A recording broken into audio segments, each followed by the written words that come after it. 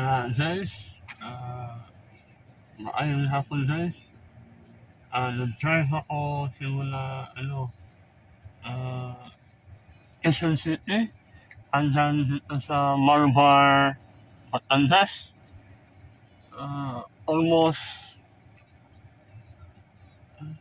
2 hours and 1/2. Ganun kalayo.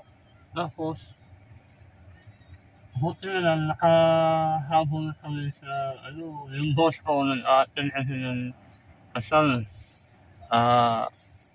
Kaya pagdating namin dito, naghanap ako ng park. Sobrang layo ng parkan. Kaya mainam na rin na safe yung sasakyan. Kasi Lamborghini kami. First time ko na mag-drive dito. Saka safe naman yung biyahe. Yung boss ko nandun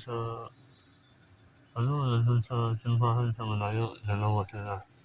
Doon dito. Doon banda. At maraming salamat, safe yung biyahe namin. Yun lang.